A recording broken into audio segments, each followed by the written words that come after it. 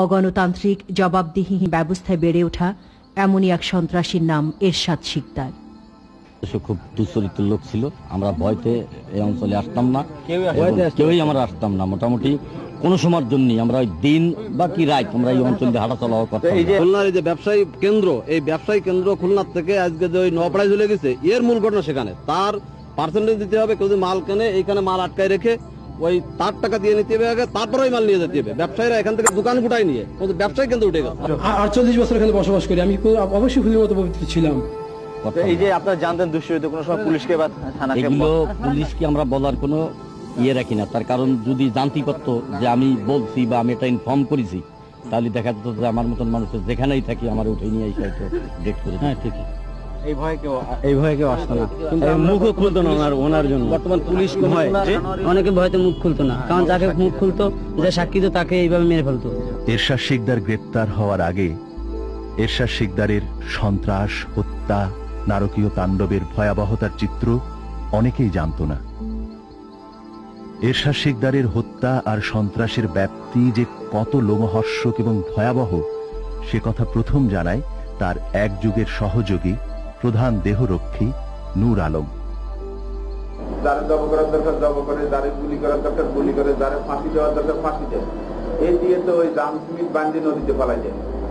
এরপর বেরিয়ে আসতে থাকে নৃশংসতার একের পর এক বিবরণ।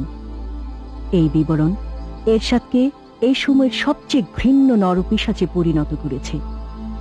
এরপর সবাই মুখ খুলতে শুরু করে। 15 বছর আগের ঘটনা। তাই আমার এই মন্দিরে এখানে বৈশা ডাকলো, আমি গেছি। কে ডাকলো? এরশাদ শিকদার আমার ডাকতেছে, আমি গেছি।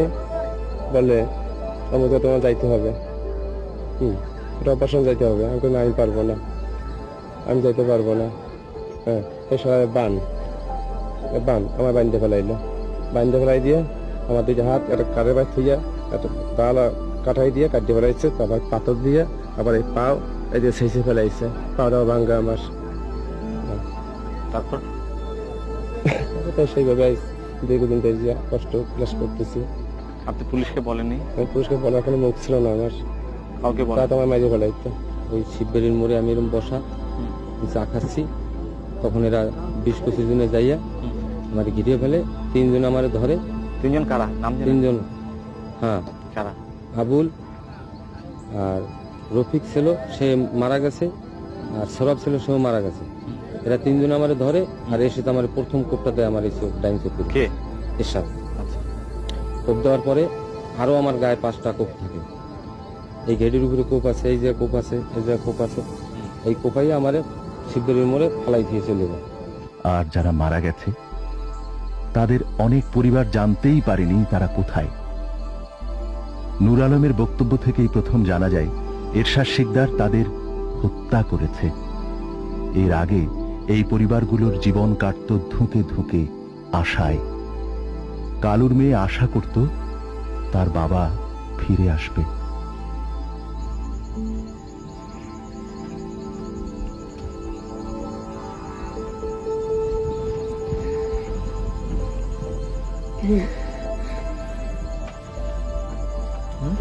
আমার আব্বুর সাথে শেষ কথা হচ্ছিল, আমার আব্বু আমার শাড়ি কিনে দেবে আর ঘড়ি কিনে দেবে।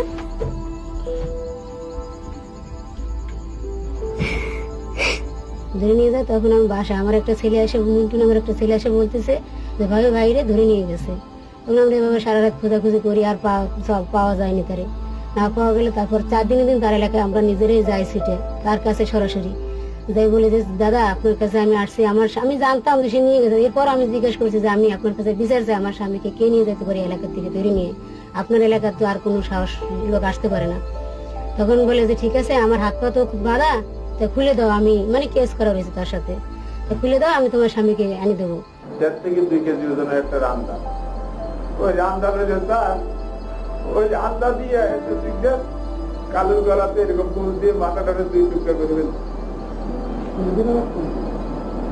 এরকম বটা দিচ্ছে, বটা দেওয়ার পরে দিই এই পর্যন্ত বলতে দেওয়ার পরে এই নরলি কাটছে, তারপরে তো হচ্ছে হাত, এরপরে উঠে জায়গায় এরকম কোপ দিয়ে 2 টুকরা করে ফেলছে। 2 টুকরা করার পরে দিই, তখন ওই যে সিমেন্টের বস্তা আর ওই গালু, ওর রশির এক মাথা কিন্তু নৌকার সাথে বাঁধা আছে, নৌকার মিশিং দেওয়া, কিন্তু মিশিং এলা নৌকা। তখন ওই মাথাটা ফারুক জামাই নিয়ে যাওয়া হাতে, আর ওই অবস্থা নৌকা স্টার্ট দিয়ে একটু নদীর পাড়ের থেকে একটু দূরে যাই ওই অবস্থা ছাড়ে দিল। শুধু এই পরিবার নয়, খুলনায় এরকম অন্তত 60টি পরিবার আছে যাদের কান্নায় খুলনার জমি সিক্ত হয়েছে, যাদের আহাজারিতে খুলনার বাতাস ভারী হয়েছে। ভৈরব নদীতে এদের লাশ ডুবিয়ে দেয়া হয়েছে। এদের কারো স্বামী, কারো বাবা, কারো ভাই এরশাদ শিকদারের নির্মমতার শিকার। গলায় ফাঁসি দিয়ে মারছে, মারিয়া মাছের জুড়িতে বইয়া আগে বস্তায় বসছে, বইয়া মাছের জুড়িতে নিয়ে গেছে। মাছের জুড়িতে নিয়ে গাড়ে মাছের গাট আছে ওইখানে নিয়ে রাখছে, রাখা জমার সিমেন্টের বস্তা, সেই বস্তা দিয়ে আর কি বাইন্দা নদীতে ফেলাইছে। লাশ পায়নি, লাশ মানে তা ভাসতে যে ডুবারি ওই যে নদীতে নামছে, সেদিনকে 3টা শার্ট পাইছে, ওর ভিতরে তার শার্ট পাওয়া গেছে। আমার দাদের সেটা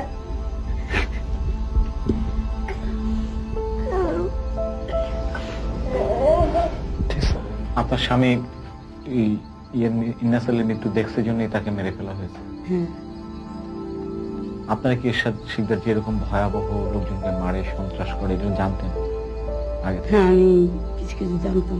কি কি জানতেন বলেন? যে উনি লোকজন মেরে ফেলায়, ওনার একটু কেউ কোন রকম সাধারণ অন্যায় করলে তার ক্ষমা করেন না। এ দেখেন আমার স্বামী গেছে, কিন্তু শিকদার বলতে আমার স্বামী তার টাকা পয়সা নিয়ে পালাই গেছে, পাকিস্তানে আজমির গেছে। আর আমারও বলছে কেস কামারি করো না, থানায় জিটি পর্যন্ত আমার করতে দেয়নি। আমি আর কি ছেলে মেয়ে নিয়ে বলছেন কান্দাকাটি করতাম, তখন শিকদার আমার বলছিল যে তুমি এই এলাকা চলে আসো, তোমার একটা ভাগা দেবো। আমার বলছিল একটা শেয়ানা মেয়ে আর একটা ছেলে। আমি কিন্তু কখনো যাইনি ওনার এলাকায়, কারণ আমি জানতাম একটু খারাপ নাকি, তারপর উনি মানুষ খুন করে, এগুলো জানতাম। ঘাটে গার্ড ছিল, নাইট গার্ড, ইনসাফ, খালেক, এরা ছিল নাইট গার্ড। ওই আপনি মদ টদ মাদক ব্যবসা করতেন? না, মাদক ব্যবসা আমি জীবনে করিনি। কিসের ব্যবসা? ফেন্সিডিলের ব্যবসা? না করি না, আমি ঘাটের ব্যবসা করতাম, ফিজিক্যাল ব্যবসা করতাম, বললাম তো আপনাকে। এদের এই 3 জনকে আপনি মারছেন একদম? না, খুন খারাপি করছি কিনা আপনার কেস কামারিতে দেখেন আমি খুন বা চাঁদাবাজি করছি কিনা। খুলনা মেট্রোপলিটন পুলিশের জন্ম হয়েছে 1986 সালে জুন মাসে, 1 জুন, এবং তারপর থেকে এবার যে অ্যারেস্ট হলো, এই মাঝখানে আর কখনো সে অ্যারেস্ট হয়নি। অথচ তার বিরুদ্ধে অনেকগুলো মামলা তদন্তাধীন ছিল এবং পেন্ডিংও ছিল এবং ট্রায়ালে বিচারও ছিল। আমার কাছে যে কাগজ আছে তাতে আমরা দেখেছি অন্তত 58 থেকে 60টা মামলা তার বিরুদ্ধে আমাদের নথিতে আছে। আমি আশা করি সে 25 থেকে 30টার মতন হত্যা করছে। তারপর তার আগে আমি আছি তো 10-12 বছর, তার আগের থেকে বয়সে অনেক নিরীহ লোক কিন্তু ওই এলাকাতে তার বয়সে কিন্তু কথা বলতে পারে নাই, এলাকা ছাড়ি চলে গেছে। কিন্তু আমি আসার পরে 25-30টার মতন করছি, কিন্তু তার মুখে শুনছি যে 50-60টার উপরে সে হত্যা করছে। এই সেই বরফ কল, এখানে নিয়ে এসে হত্যা করা হতো প্রতিপক্ষকে। বিভিন্ন টর্চার সেন্টার, এটা সেটা করে রাখছে। না, এমন কিছু ওখানে নাই, সব কোনো অন্ধকূপ ওখানে কিছু নেই। আপনি মানুষকে খুন করে সিমেন্ট দিয়ে চাপ করে ওই যে ভৈরব নদীতে ফেলাই দিতেন। ওই রশি দিয়ে এইভাবে ফ্যাস দিয়ে এইভাবে উঠে দুইজনে 2 মাথা টানলে, এক মাথা টানতেছে পারো আর এক মাথা টানতেছে লিয়াকত কষ্ট। টান দেওয়ার পরে শুয়ে পড়ে ওই ছেলেটা। শুয়ে পড়ার পর তখন কি এরশাদ শিকদার ওই বুকের উপরে উঠে, ওই একই এরশাদ শিকদার তো নিজেরই ওয়েট এসে 2 মনের উপরে, তো ওই অবস্থায় উঠে, আর প্যান্ট শার্ট পরা ছিল এরশাদ শিকদার সুপাই, ওই অবস্থা উঠে ওই পাড়াচ্ছে, পাড়াইয়ে এগুলো বাকি টাইমে ফেললো আর মাঝাতে বাঁধলো। আর ওই সিমেন্টের বস্তাগুলো তো আগেই বান্দি করে রেডি করে রাখছে ওই নদী আর করে, যে 2জন ভিতরে আছে, মাঝাতে বাঁধলো। বাঁধার পরে দিই, তারপরে দিই হাত বাঁধলো আর পা বাঁধলো, মানে রশি দিয়ে। বাঁধার পর এরশাদ শিকদার আর জামাই ফারুক খান, এই দুইজনে, আর ওই যে নুরি আছে, এই তিনজনে। এরশাদ শিকদার আর জামাই ফারুক দুই মাথা, আর সিমেন্ট যে জায়গাতে মাঝখানে ওই জায়গাতে নুরি এরকম হাত দিয়ে লাগাই নদীতে ফেলা দিল, নদীর পার থেকে।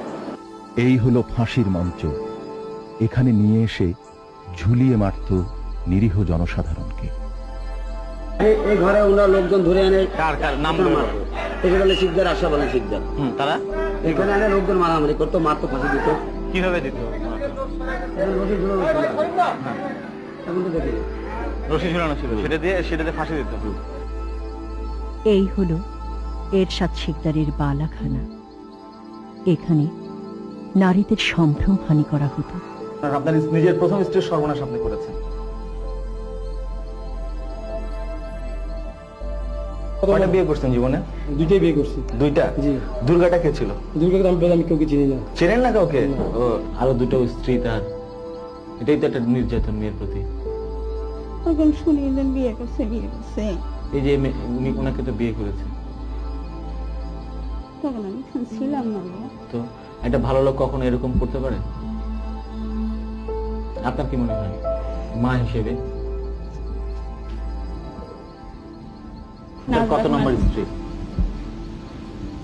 আমি তো জানি যে আমি সেকেন্ড। দেখেন, আপনি জানেন এটা, আর এমনি এখন তো আমি অনেক কিছু শুনি, এখন কি করে বলবো। আমি শুনেছি যে দুর্গা নামের একটা মেয়ে ছিল, কিন্তু সে কখনো বিয়ে করেনি। বিয়ে করেন, এমনি সম্পর্ক করেছে।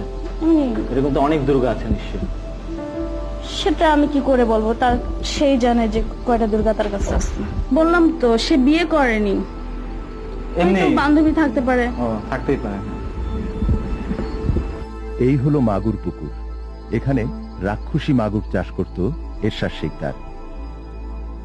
এই হলো কবরখানার অন্ধ কুঠুরি। এখানে এরশাদ শিকদার তার অবৈধ অস্ত্র রাখত। বস্তুত 4 ও 5 নম্বর ঘাট সংলগ্ন এই বিস্তীর্ণ রেলওয়ের জমিতে ছিল এরশাদ শিকদারের রাজত্ব। এখানে ভয়ে কেউ আসতো না, কেউ আসতে চাইলেও আসতে দেয়া হতো না। আপনার প্রথম নাম ছিল রাঙাচোর, রাঙাচোর থেকে আপনি কুলি হয়েছেন, কুলি থেকে আপনি আমি জীবনে মানুষের হাত কাটছেন, লুটপাট করছেন, তারপর নারীদের সম্ভ্রমহানি করেছেন। আপনি একজন ঘৃণ্য মানুষের অযোগ্য। আপনি একটু তদন্ত করে দেখেন আমার ওয়ার্ডে, যে ওয়ার্ডে আমি তো পুলিশ করছে। আপনি দেখেন, আপনি নিজে তদন্ত করে দেখেন আমি সৎ না অসৎ। এরশাদ শিকদার সন্ত্রাস। এরশাদ শিকদার একজন খুলনার নাম করা সন্ত্রাসী। এরশাদ শিকদার খুনি, সন্ত্রাসী জগতের সম্রাট। এরশাদ শিকদারের সর্বশেষ শিকার খালিদ। খালিদকে হত্যার সময় কোনো রকমে বেঁচে যান মুনির এবং তার ভাই চয়ন। মুনিরের গাড়ি ফেলে দেয়া হয় ভৈরব নদীতে। ফোনটা আমি রিসিভ করি, আপনি একটু শেখদার সাহেবের সঙ্গে কথা বলেন। শেখদার সাহেব ফোন দিল। হ্যালো, হে মনি? বলছে হ্যাঁ। তো ভাই, তোমার সঙ্গে একটু জরুরি কথা ছিল। এখানে কিছু গণ্যমান্য ব্যক্তিবর্গ বসা আছে, তুমি যদি আসো। ডাকাইতের পরে